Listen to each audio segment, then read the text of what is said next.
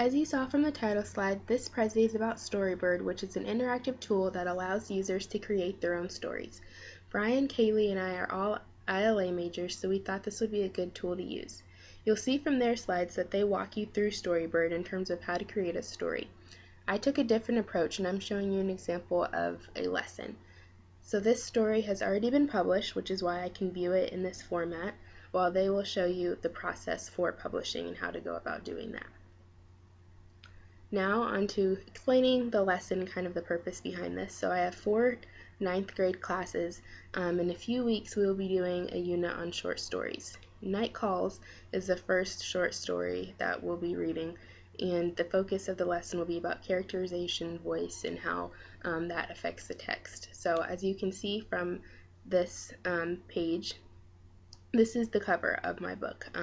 So it lists the title, it has my name, and then it also has the artist's name. So the artwork on Storybird that you select is created by an artist, and then they are always given credit for it. That appears on the right panel.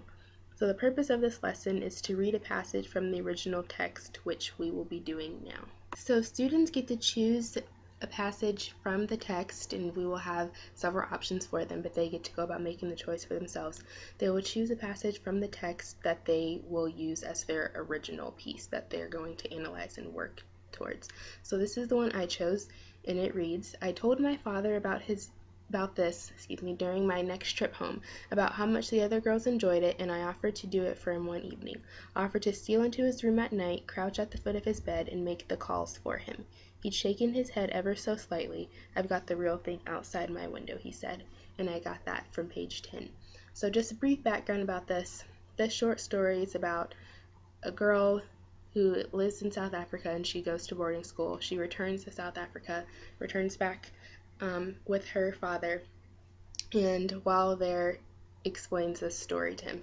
So she explains how when she was at boarding school, she became popular. She found friends by making animal noises. It's something that she really likes, she really enjoys, and she wanted him to enjoy that as well. And you can see from this kind of the response that he had to her wanting to share that experience with him. After they choose the original passage to analyze and to present, they will then answer a question about the text, and this is just an example, so they will have other questions and do a little bit more analyzing, but this is one of the questions. So how does the narrator feel after this brief conversation with her father? And then this is the example that a student could provide. She probably feels disappointed and rejected. So next they will begin to rewrite their selected passage using another character's voice. So here we have another question that they can answer. What mood does the author create with this passage? Their answer could be, the author creates a somber or melancholy mood in this passage. And then from there, after answering however many questions, they will begin to do their. So for the rewrite, they will have to choose another character's voice. So this text has 2 main characters, and it is written mainly from the daughter's point of view, so students will more than likely write it from the father's point of view. That's the only real character. That's the only way that you're going to get anything other than what was the original text. So this is the rewrite, and this is kind of an example of what it could be. So the rewrite says, "The next time she came home, she enthusiastically told me a story about school. At school, she makes animal noises for her friends and asked if I wanted her to do that for me. I don't think she understands why I love this place so much. I looked at her and said, I've got the real thing outside my window. I'm in awe of her imagination." And then, much like after doing the original text, they will have to answer questions from the rewrite as well. So the example of the questions could be, how did the rewrite change the meaning of the text? What mood did this create? So the rewrite changed the meaning by giving us insight as to how the dad feels towards his daughter. The mood is still melancholy, but not as focused on rejection. So that just shows kind of the differences in how word choice or how sentence structure, just how choosing to write something from another character's perspective can give us a completely different meaning of the text. So this was just a brief kind of overview of the lesson, and as you can see, the book has ended, so that's just kind of just a general idea of what students will be doing. Now I'm going to use this time to kind of talk about the standards that I think are used in this lesson and really show how Storybird can help with that, because it is a really great tool and kind of gives students more creativity, kind of helps them interact and engage more with the text. So I'm just going to talk about the lesson and how that applies with standards.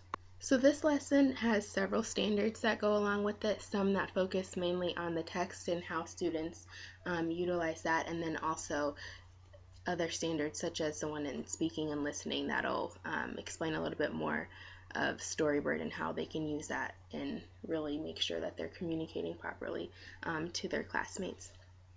So for example, Common Core standard for reading literature or for speaking and listening. Right now we're on speaking and listening. 9.1, because this is 9th grade, says students should initiate and participate effectively in a range of collaborative discussions with diverse partners on grades 9 to 10 topics, texts, and issues.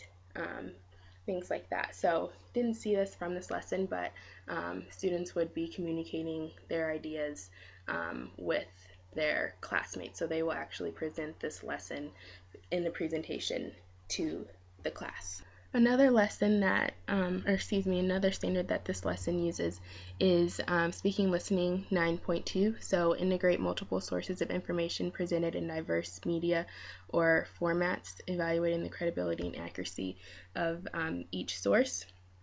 So they will, as they're seeing presentations of their classmates, kind of discuss that, or they're looking for examples. So if I create an example, just kind of judge and evaluate how credible and accurate I am. If we look at other Storybird stories, how credible are these people? Do we know where they got this information? Because this is a site where you can make things up. So just trying to question everything that you read or everything that you see. They will also be doing 9.3, so evaluate a speaker's point of view, reasoning, and use of evidence and rhetoric, and identifying any fallacious reasoning or exaggerated or distorted evidence. So again, this will be kind of based on the presentations of their classmates, and they will be doing kind of an activity or having a recording form while their peers are presenting their storyboard stories to the class. So 9.4 is also used, and this is more about the presentation aspect of it. So present information, findings, and supporting evidence clearly, concisely, and logically such that listeners can follow the line of reasoning and the organization, development, substance, and style are appropriate to purpose, audience, and task. So this is really honing in on their actual presentation.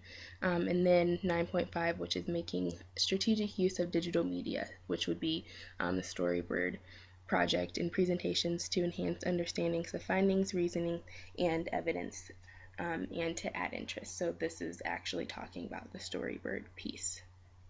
The reading for literature standards that this lesson will kind of cover are Standard 1, which is cite strong and thorough textual evidence to support analysis of what the text says explicitly as well as inferences drawn from the text. The second one, determine a theme or central idea of a text and analyze in detail its development over the course of a text. We're going to go to the third one, which is to analyze how complex characters develop over the course of a text. So that's really focusing on, in this case, it would be the father and daughter in Night Calls. And then the fourth one, determine the meaning of words and phrases as they are used in the text, including figurative and connotative meanings, and then just analyze those and how specific word choice has an effect on meaning and tone. So again, that was just a general overview of how I would use this in a classroom when teaching a lesson, so for Night Calls in particular.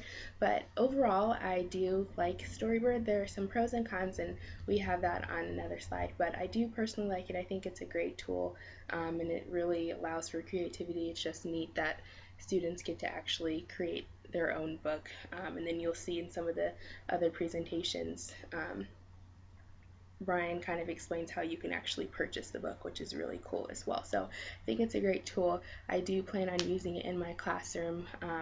Don't know exactly how much because, again, there are some cons, such as you can only use artist work, particular ones, so I can't draw from multiple artists. It can only be one. But overall, it is a really great tool, something that makes reading exciting and just the process of writing exciting as well. So really enjoyed doing this.